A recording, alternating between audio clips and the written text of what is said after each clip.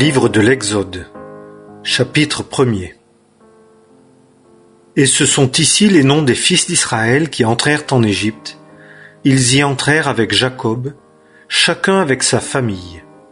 Ruben, Siméon, Lévi et Juda, Issachar, Zabulon et Benjamin, Dan et Nephtali, Gad et Azer. Et toutes les âmes issues des reins de Jacob étaient 70 âmes. Or Joseph était en Égypte. Et Joseph mourut, et tous ses frères, et toute cette génération-là. Et les fils d'Israël fructifièrent, et foisonnèrent, et multiplièrent, et devinrent extrêmement forts, et le pays en fut rempli. Et un nouveau roi se leva sur l'Égypte qui n'avait point connu Joseph. Et il dit à son peuple, « Voici, le peuple des fils d'Israël est plus nombreux et plus fort que nous. Allons, soyons prudents à son égard, de peur qu'il ne se multiplie, et que, s'il arrivait une guerre, il ne se joigne lui aussi à nos ennemis, et ne fasse la guerre contre nous, et ne monte hors du pays. » Et ils établirent sur lui des chefs de corvée pour l'opprimer par leur fardeau. Et il bâtit pour le Pharaon des villes à greniers, Pithom et Ramsès. Et selon qu'il l'opprimait, il multipliait et croissait. Et ils eurent peur des fils d'Israël. Et les Égyptiens firent servir les fils d'Israël avec dureté, et ils leur rendirent la vie amère par un dur service, en argile et en briques, et par toutes sortes de services aux champs. Tout le service dans lequel on les faisait servir était avec dureté. Et le roi d'Égypte parla aux sages-femmes hébreux, dont l'une avait nom Sifra, et la seconde se nommait Pua, et il dit, « Quand vous accoucherez les femmes hébreux, et que vous les verrez sur les sièges, si c'est un fils, vous le ferez mourir.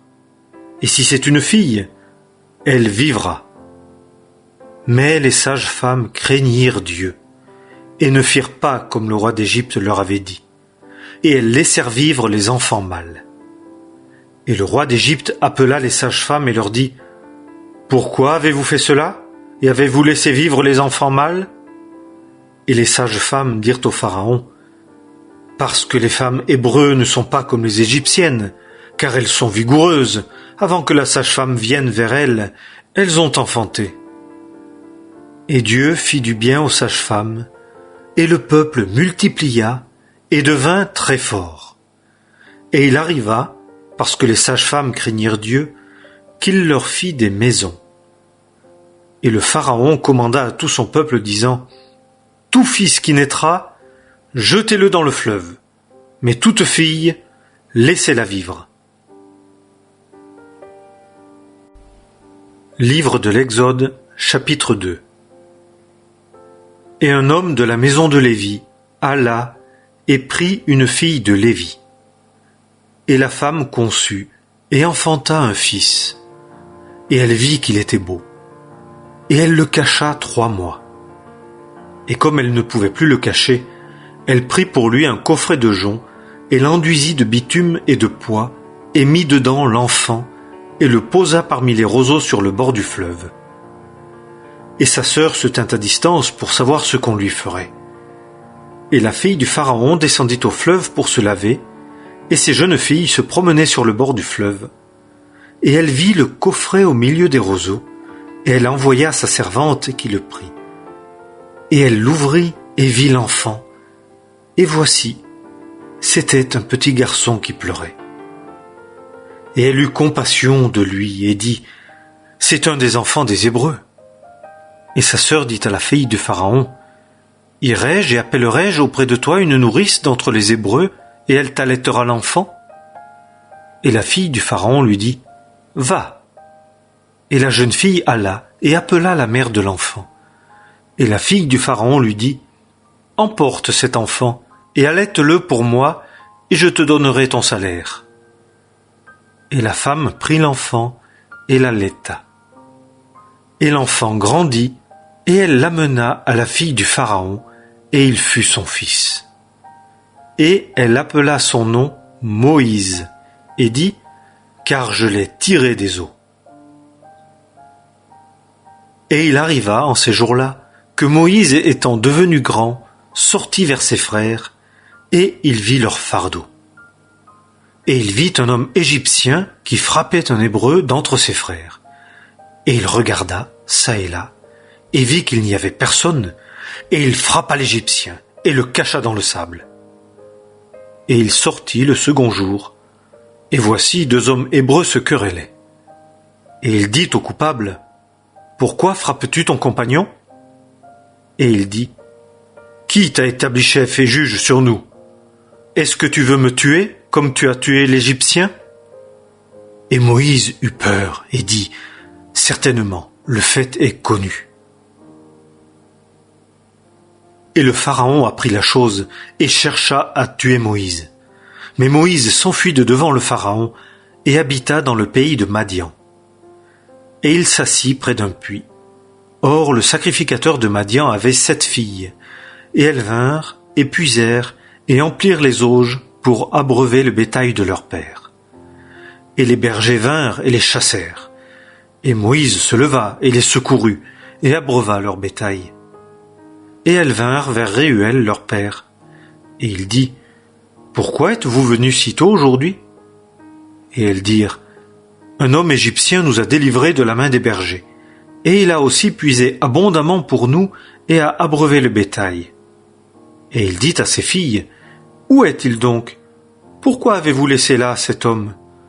Appelez-le et qu'il mange du pain. » Et Moïse consentit à habiter avec lui, et il donna Séphora, sa fille, à Moïse. Et elle enfanta un fils, et il appela son nom Gershom. Car, dit-il, j'ai séjourné dans un pays étranger. Et il arriva en ces jours, qui furent nombreux, que le roi d'Égypte mourut. Et les fils d'Israël soupirèrent à cause de leur service, et ils crièrent. Et leur cri monta vers Dieu à cause de leur service. Et Dieu ouït leur gémissement. Et Dieu se souvint de son alliance avec Abraham, avec Isaac et avec Jacob. Et Dieu regarda les fils d'Israël, et Dieu connut leur état. Livre de l'Exode, chapitre 3. Et Moïse faisait paître le bétail de Jéthro, son beau-père, sacrificateur de Madian. Et il mena le troupeau derrière le désert, et il vint à la montagne de Dieu, à Horeb. Et l'ange de l'Éternel lui apparut dans une flamme de feu, du milieu d'un buisson à épines.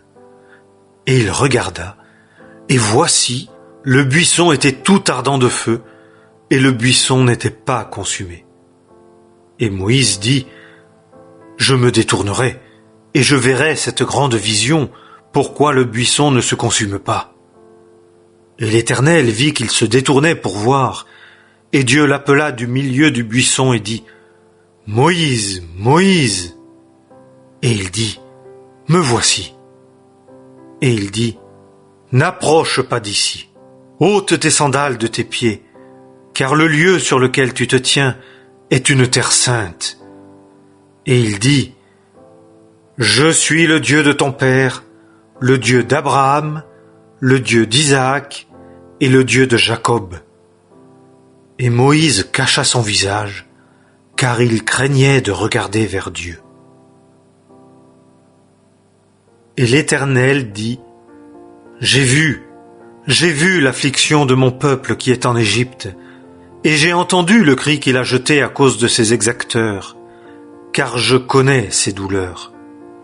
Et je suis descendu pour le délivrer de la main des Égyptiens, et pour le faire monter de ce pays-là dans un pays bon et spacieux, dans un pays ruisselant de lait et de miel, dans le lieu d'habitation du Cananéen et du Héthien et de l'Amoréen et du Phérézien et du Hévien et du Jébusien. Et maintenant, voici, le cri des fils d'Israël est venu jusqu'à moi. Et j'ai aussi vu l'oppression dont les Égyptiens les oppriment. Et maintenant, viens, et je t'enverrai vers le Pharaon, et tu feras sortir hors d'Égypte mon peuple, les fils d'Israël. » Et Moïse dit à Dieu, « Qui suis-je, moi, pour que j'aille vers le Pharaon, et pour que je fasse sortir hors d'Égypte les fils d'Israël ?» Et il dit, « Parce que je serai avec toi. Et ceci te sera le signe que c'est moi qui t'ai envoyé. Lorsque tu auras fait sortir le peuple hors d'Égypte, vous servirez Dieu sur cette montagne. » Et Moïse dit à Dieu, « Voici, quand je viendrai vers les fils d'Israël et que je leur dirai, « Le Dieu de vos pères m'a envoyé vers vous. » Et qu'ils me diront, « Quel est son nom ?» Que leur dirai-je?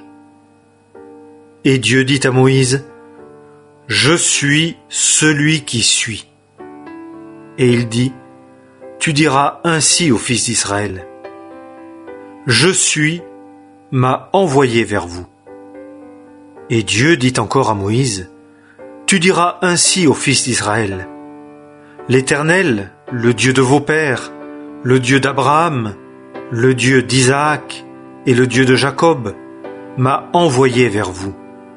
C'est là mon nom éternellement, et c'est là mon mémorial de génération en génération.